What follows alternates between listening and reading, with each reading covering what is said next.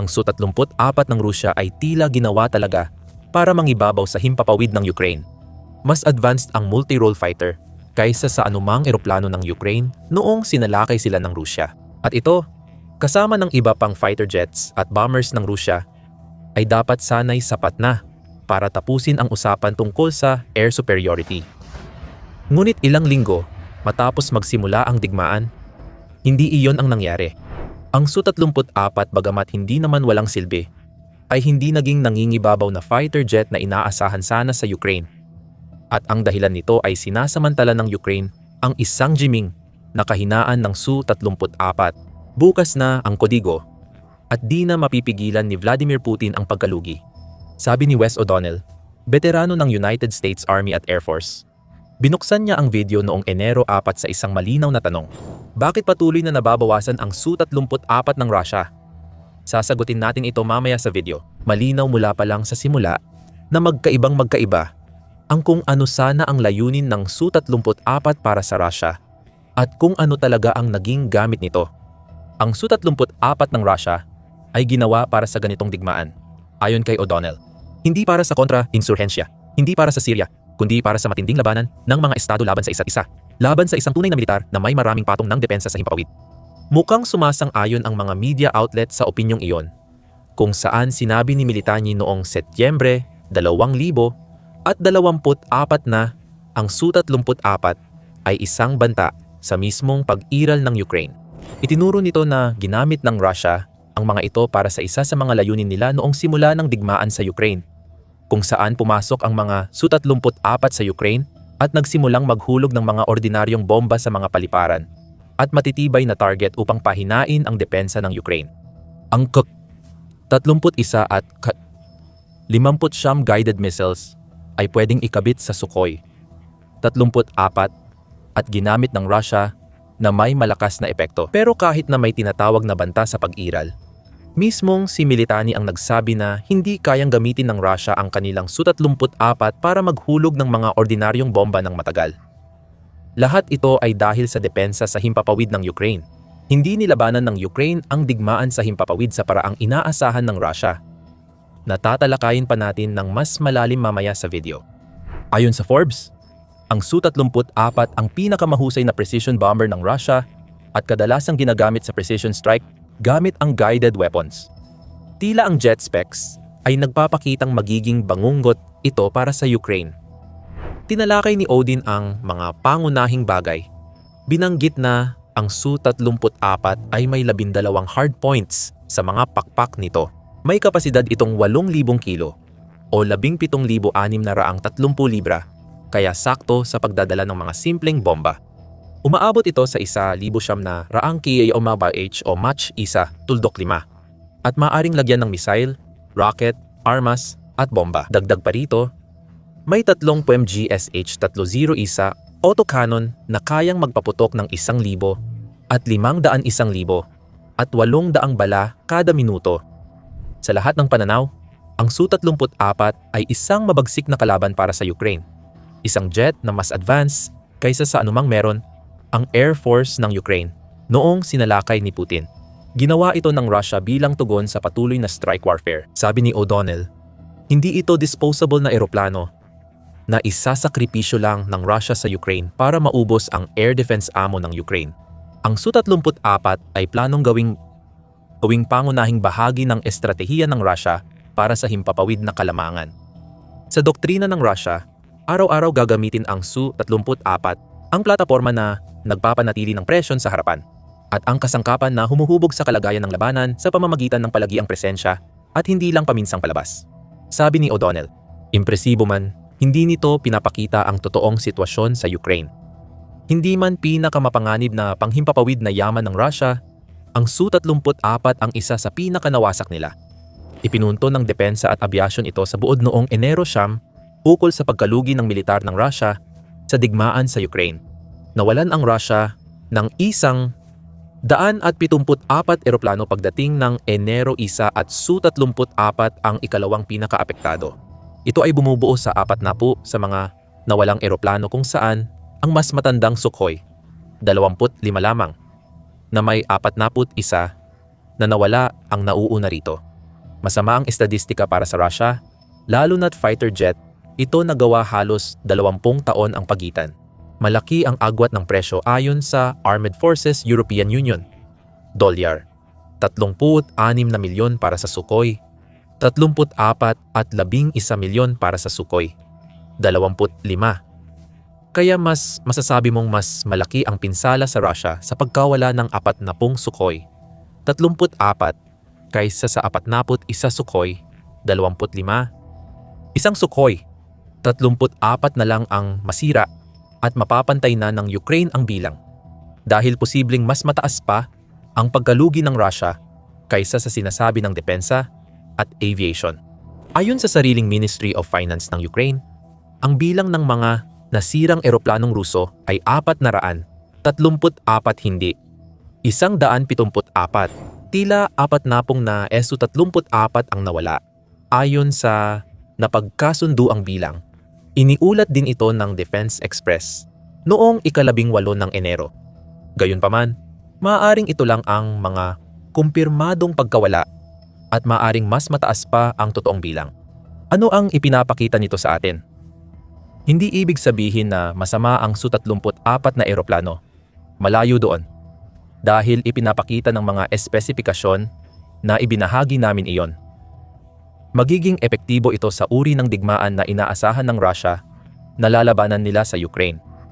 Pero ang pagiging multi-role fighter ay may kaakibat na mga hamon, gaya ng ipinapahiwatig ng pangalan. Dahil ang multi-role fighters ay nagsisilbi sa iba't ibang tungkulin. Ginagamit ng Russia ang Su-34 sa iba't ibang paraan. Pero pag-uusapan pa natin ang problemang iyan mamaya. Balikan natin ang tanong ni O'Donnell. Bakit patuloy nawawalan ng Su-34 ang Russia? May ilang dahilan, kabilang ang pagtanggi ng Ukraine sa inaasahang labanan ng Russia. Sa totoo lang, hindi naman talaga inaasahan ng Russia na magkakaroon ng matinding digmaan. Sa simula pa lang. Akala ni Putin, magagamit niya ang shock and awe para mabilis mapasok ang Ukraine hanggang Kiev na walang gaanong hadlang sa Russia. Napakalinaw ng estratehiya ng Russia, kaya noong Marso 2022, naglabas ang King's College London ng isang artikulo kung saan iminungkahi nila na maaaring sinusundan ni Putin ang estilo ng digmaan ng Nazi na Blitzkrieg. Ayon sa kolehiyo, maling tawag iyon, kahit na may ilang pagkakatulad sa himpapawid. Inasahan ng mga tagaplano ng Russia na mabilis na babagsak ang depensa ng himpapawid ng Ukraine, inakala nilang mababasag ang mga command at control network sa ilalim ng presyon, at naniwala silang makakakilos ng malaya ang kanilang mga eroplanong pandigma. Ayon kay O'Donnell, pagkatapos ng unang yugto ng pananakop, sa madaling salita, inasahan ng Russia na makakaharap sila ng mga hindi gumagalaw at madaling masirang depensa sa himpapawid na ilalagay ng Ukraine sa desperadong pagsubok na mapanatili ang kanilang kataas-taasan sa sarili nilang himpapawid. Diretsong sumugod ang Russia, parang totoong blitzkrieg. Noong unang yugto ng pananakop, hindi hinabol ng Ukraine ang kataas-taasan sa himpapawid, kundi pinigilan lang ang paggamit nito. Alam ng Ukraine na mas malakas at mas marami ang Air Force ng Russia, kaya imbes na makipag-agawan sa himpapawid, pinili nilang pigilan ito. Ang galaw, mabilis na pagtugon at matalinong pagsasapin-sapin ang naging susi at walang naging sagot ang mga Su-34 ng Russia noong mga unang yugto ng digmaan. Maganda ang buod ng Atlantic Council sa mga pangyayari. Ayon dito, nag-deploy ang Ukraine ng Soviet-era air defense tulad ng S-300 at Buk M1 missile systems bilang unang depensa laban sa eroplano ng Russia. Marami ang hindi nakalampas dahil gumamit ang Ukraine ng shoot-and-scoot tactics. Nagpapalipad ng missile sa mga eroplano ng Russia, sabay patay ng radar at lipat agad ng lokasyon. Sapat na mobile ang mga sistemang nabanggit at sinamantala ito ng Ukraine. Walang sagot ang Russia. Sa oras na matukoy ng mga puwersa ni Putin kung saan nagmula ang isang air defense missile, wala na roon ang sistemang nagpaputok ng missile. Umaatake ito mula sa ibang lugar. Lumilikha ng magulo, ngunit kontroladong kalituhan ng mga air defense na hindi inasahan ng Russia na kanilang haharapin. Tumugon ang Russia sa estratehiyang ito sa pag-utos sa mga eroplano nilang lumipad ng mababa. Mali iyon.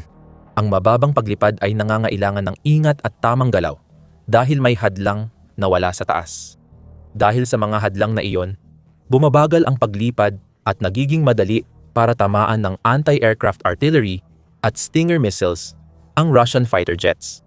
Mas bagay gamitin ang mga sandatang ito laban sa helicopter at mababang lumilipad na sasakyang panghimpapawid kaysa sa fighter jet. Madali nilang napapabagsak ang Su-34 at iba pang eroplano dahil mababa lumipad ang Russia. Matalinong naakit ng Ukraine ang Russia sa isang bitag at matindi itong naloko ng mga komandante militar ng Kremlin. Malayo ang ganitong kapaligiran sa dapat pag-operahan ng Su-34 at naging mapanganib ito para sa ganitong uri ng jet at marami pang ibang sasakyang panghimpapawid ng Russia. Sabi ni O'Donnell, gusto ng Ukraine gawing delikado ang himpapawid. Ang tugon ng Russia ay utusan ang mga piloto ng Su-34 na gawin ang labis, madalas, at masyadong malapit sa harapan. Bumabalik ito sa multi-role na issue na nabanggit natin, na pangalawang dahilan din ng pagbunyag sa Su-34 ng Russia. Hindi ito dahil sa kakulangan ng piloto o sira ng eroplano, kundi sa hindi angkop na papel. Sabi ni O'Donnell, natutunan na ng Russia ang mga leksyon mula sa unang karanasan nila sa digmaan sa Ukraine. Umaasa pa rin ang Russia sa Su-34 bilang pangunahing multi-role at madalas nila itong ginagamit lampas sa disenyo. Ayon kay O'Donnell, tinatangkang ipilit ng Russia ang isang bagay na hindi akma at paulit-ulit nila itong sinusubukan. Kahit ilang beses pa nilang pilitin, nauuwi lang sa pagkasira ang mga ito. Ang Su-34 ay dapat gamitin ayon sa orihinal na plano ng Russia, tulad ng intensyon ni Putin nang ilunsad niya ang kanyang pananakop. Epektibo ang jet bilang frontline bomber na nagdadala ng guided at hindi guided missiles malapit sa labanan. Dahil sa hindi inaasahang estratehiya ng depensa ng Ukraine, hindi nagamit ng Russia ang pangunahing gamit nito at naging papel na lang ang multi-role nito. Ngayon, ang mga Su-34 ay nagpapalipad ng glide bombs mula sa pinakamalayong likod ng linya ng labanan hanggat maaari. Russia ay gumagamit ng Su-34 bilang kapalit ng mga nawala o nasirang intelligence at reconnaissance aircraft. Ayon kay O'Donnell, mabigat ito para sa Su-34 manood lang at ipapaliwanag namin kung bakit. Sa ngayon, gamitin muna natin ang Su-34 bilang reconnaissance plane. Inangkop ng Russia ang Su-34 para reconnaissance dahil tinatarget ng Ukraine ang mga Berev-50. Noong Hunyo, matagumpay na isinagawa ng Ukraine ang spiderweb drone strike sa ilang base ng Russia. Makikita sa video na nasira ang dalawang A-50 airborne early warning at control aircraft ayon sa Flight Global. Ito ang pangunahing surveillance at reconnaissance plane ng Russia. At paubos na ang A-50 ni Putin. Noong Pebrero 2000, at 24, 6 na lang ang natitira. Ayon sa Interesting Engineering. Nang bumagsak pa ang dalawa, halos nawalan na ng mata sa himpapawid ang Russia. Ginamit na ngayon ang Su-34 bilang reconnaissance aircraft. Noong Hulyo 10 iniulat ng Army Recognition na ginagawang tactical reconnaissance platform ng Russia ang ilang Su-34 mahigit isang buwan matapos ang Operasyon Spiderweb. Sa isang banda, hindi ito isang hindi kilalang pangyayari ayon sa ulat. Kahit ang mga F-17 ay nagamit na rin para sa layuning ito, ang mga fighter jet na ginagamit sa surveillance ay may abanteng bilis para makapasok at makalabas bago mapansin sa teorya. Pero sa aktwal, dahil ginamit ng Russia ang Su-34 sa reconnaissance, naging predictable ito kahit dapat ay umaasa ito sa bilis, liksi at orihinal na layunin na pang-atake na parang bigla na lang sumusulpot bago agad lumipad palayo. Nawawala lahat ng iyon kapag nagsasagawa ng reconnaissance dahil kailangang sundan ng eroplano ang mga partikular na ruta para mabantayan kung ano ang ginagawa ng kalaban. Kapag alam ng kalaban na pare-pareho ang ruta ng fighter jet araw-araw, nagiging malaking target ito. Ang paulit-ulit na paggamit sa parehong mga tungkulin ay nagtutulak sa Su-34 na dumaan sa mga inaasahang flight corridor at operating altitude na matagal nang pinag-aralan ng mga puwersang Ukrainian. Sabi ni O'Donnell, totoo. May mga pattern na lumalabas. Kapag nakita ito, madali nang pabagsakin ng Ukraine ang Su-34. Ilagay lang ang air defense system sa tama. Hintayin ang susunod na lipad. Tapos boom! May babagsak na Sukhoi 34. Nakita natin mismo ang estratehiyang ito noong Setyembre 2025 matapos muling makapagpabagsak ng Su-34 ang Ukraine. Sinabi ng eksperto sa militar na si Mikhailo Zyrikov sa The New Voice of Ukraine na posibleng natukoy ng Ukraine ang piloto ng Su-34 dahil sa predictable nitong ruta. Maaaring sinadya nilang ipaniwala sa piloto na ligtas iyon. At alam mo, kapag walang paglaban, ang mga tao sa unahan, ang mga piloto, sa kasong ito, ay nawawalan ng pagbabantay, nawawala ang pag-iingat. Kaya naman, ayon kay Zirikov, ang pananambang ng militar ng Ukraine ay usapin na lang ng oras. Mukhang naging eksperto na ang Ukraine sa pagpapaniwala sa Russia na nakahanap ito ng ligtas na lugar hanggang sa dumating ang oras na ang ligtas na lugar ay maging lugar ng patayan. May isa pang problema ang Russia. Hindi lang pinabobomba ng Ukraine ang Su-34, sinisira pa nila ito sa lupa. Malalaman mo kung bakit mahalaga iyon mamaya. Pero may isa pang dahilan kung bakit magaling ang Ukraine sa pagpapatumba ng Su-34. Kaugnay ito sa F-17 na dumating sa Ukraine noong Agosto 2024. Lalong nalalagay sa panganib ang Russian crew na maharang ng Ukrainian fighters na gumagamit ng Western sensors at Link 17 ng F-17.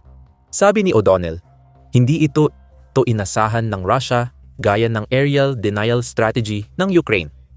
Kaya nagdulot ito ng kalituhan sa paggamit ng Su-34. Hindi inaasahan na may Western fighter jet na darating sa Ukraine, lalo na yung pwedeng banta sa mga jet ni Putin. Ginawang red line ng Russia ang pagdating ng mga jet na ito, na kapag nilabag ng Ukraine o kanluran, maaaring lumala ang digmaan. Sa halip lumala ang pag-atake ng Russia, pinadali ng pagdating ng F-17 sa Ukraine ang pagsubaybay at pagsira sa Su-34. Bihira nang gawin ng mga F-17 ang ganitong trabaho. Ginagamit ng Ukraine ang mga ito laban sa drone at missile attacks ng Russia at sa pag-atake ng mga target sa lupa. Pero paminsan-minsan, humaharap ang isang F-17 sa isang Su-34 at mukhang may kahit isang pagkakataon na nanaig ang F-17. Noong Oktubre 12 may mga ulat ng ganitong pangyayari. Ayon sa Forbes, nagagalit ang Russian military bloggers tungkol sa umano'y pagpatumba ng F-17 sa mas modernong Su-34. Ayon sa ulat, nagtagumpay ang piloto ng F-17 ng Ukraine sa pagkasira ng Su-34 at ng piloto nito 50 kilometro mula sa harapan. Nagalit ang military blogger.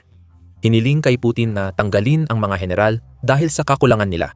Tama sila, tulad ng nakita natin sa video. Ang problema ng Russia sa Su-34 ay dahil sa paggamit nila ng jet, hindi sa depekto ng mismong jet. Ibinabalik tayo nito sa naunang punto sa video.